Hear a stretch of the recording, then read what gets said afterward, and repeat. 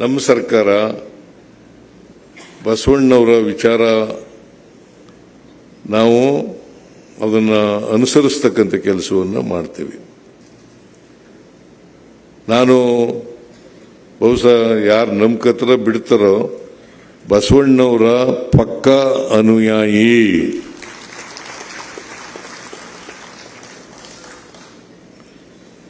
ಅದಕ್ಕೋಸ್ಕರನೇ ಬಸವ ಜಯಂತಿ ನಾನು 2013 ಮುಖ್ಯಮಂತ್ರಿ ಆದ್ನಲ್ಲ,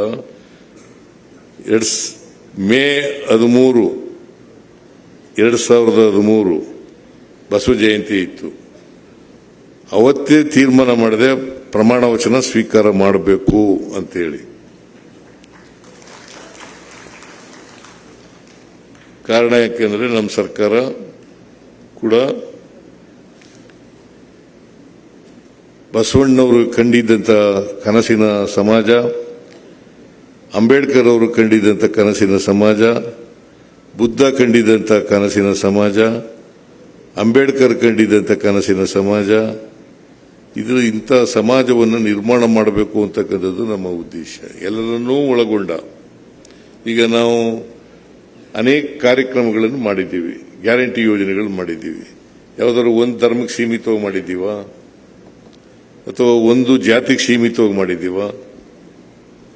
ಎಲ್ಲ ಜಾತಿಯಲ್ಲಿರ್ತಕ್ಕಂಥ ಬಡವರು, ಎಲ್ಲ ಜಾತಿಯಲ್ಲಿರ್ತಕ್ಕಂಥ ಬಡವರು ಅವರೆಲ್ಲರೂ ಕೂಡ ಫಲಾನುಭವಿಗಳು. ಮತ್ತೆ ಮಧ್ಯವರ್ತಿಗಳ ಕಾಟ ಇಲ್ಲ, ನೇರವಾಗಿ ಫಲಾನುಭವಿಗಳ ಅಕೌಂಟ್ಗೆ ಹಣ ಜಮಾ ಆಗ್ತಕ್ಕಂಥ ಕೆಲಸವನ್ನು ಮಾಡಿದ್ದೀವಿ.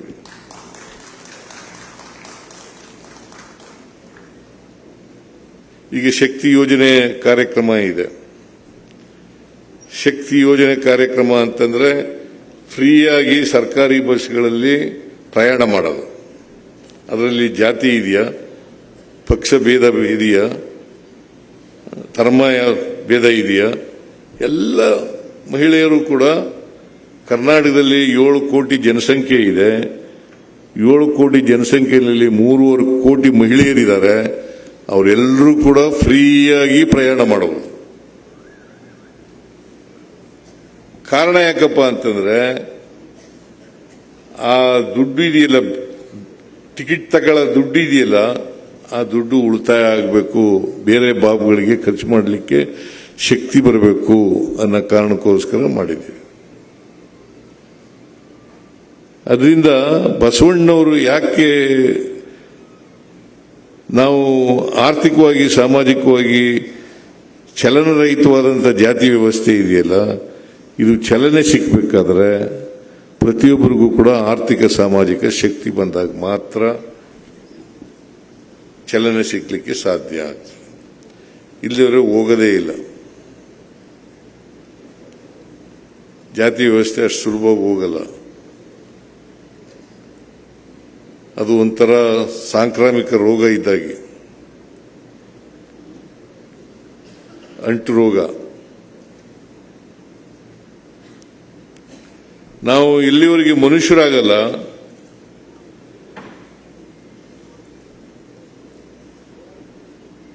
ಅಲ್ಲಿವರೆಗೆ ಸಮಾಜ ನಿರ್ಮಾಣ ಆಗಲ್ಲ. ನಾವು ಮನುಷ್ಯರಾಗ್ತಕ್ಕಂಥ ಕೆಲಸವನ್ನು ಮಾಡಬೇಕು. ಯಾವ ಧರ್ಮನೂ ಕೂಡ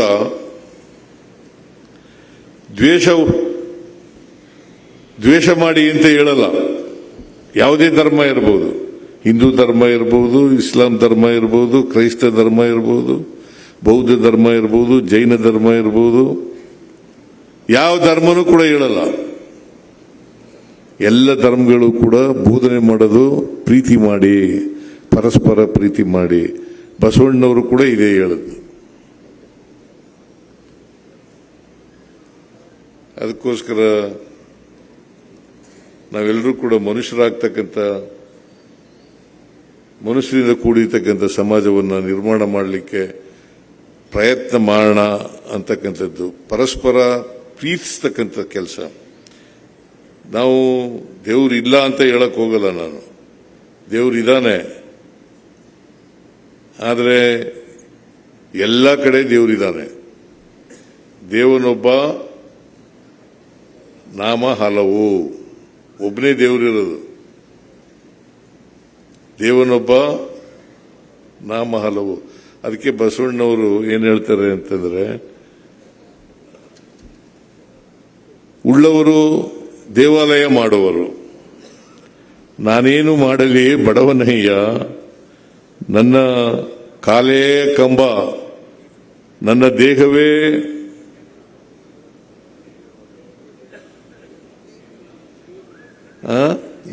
ದೇಹವೇ ದೇಗುಲ, ಶಿರವೇ ವನ್ನ ಕಳಸವಯ್ಯ ಕೂಡಲ ಸಂಗಮ ದೇವ.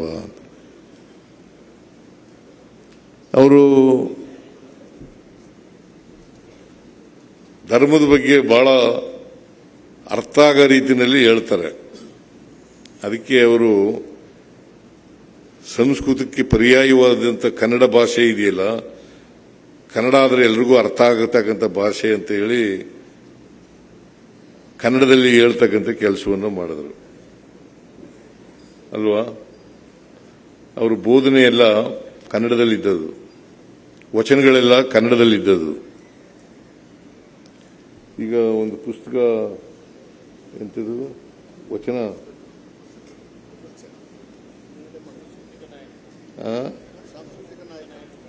ಸಾಂಸ್ಕೃತಿಕ ನಾಯಕ ಅಂತ ಒಂದು ಪುಸ್ತಕ ಬಿಡುಗಡೆ ಆಗಿದೆ.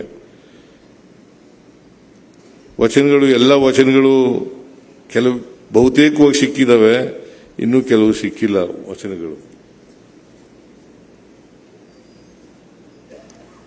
ಆ ವಚನಗಳ ಮೂಲಕ ಜನರನ್ನ ತಲುಪತಕ್ಕಂಥ ಕೆಲಸವನ್ನ ಮಾಡ್ತಾರೆ.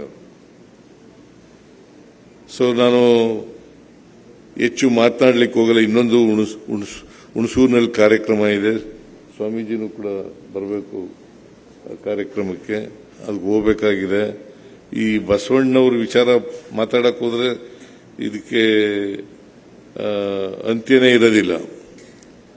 ಇನ್ನು ಹಿಂಗೆ ಮಾತಾಡ್ತಾ ಇರಬೇಕಾಗತ್ತೆ.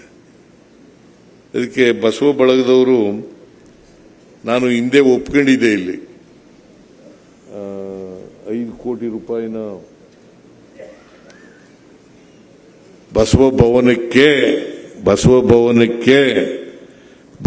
ಭವನಕ್ಕೆ ಕೊಡ್ತೀನಿ ಅಂತ ಹೇಳಿದೆ.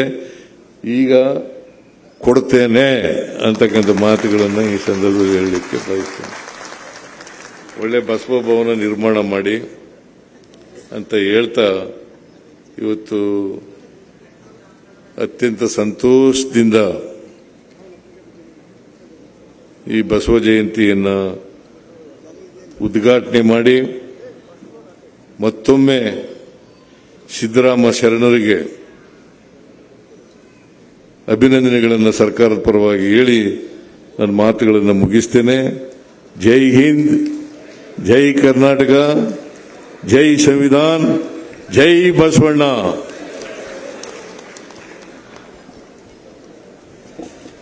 ನಿರ್ಭೀತ, ನಿಷ್ಪಕ್ಷಪಾತ, ವಿಶ್ವಾಸಾರ್ಹ ಸುದ್ದಿಗಳಿಗೆ ಮತ್ತೊಂದು ಹೆಸರಾಗಿರೋ ನ್ಯೂಸ್ 18 ಕನ್ನಡ ಈಗ ಆಪ್ನಲ್ಲೂ ಲಭ್ಯ ಇದೆ.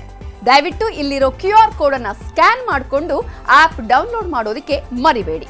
ನಿಮ್ಮ ಬೆಂಬಲ ಹೀಗೆ ಸದಾ ನಮ್ಮೊಂದಿಗಿರಲಿ. ಧನ್ಯವಾದ.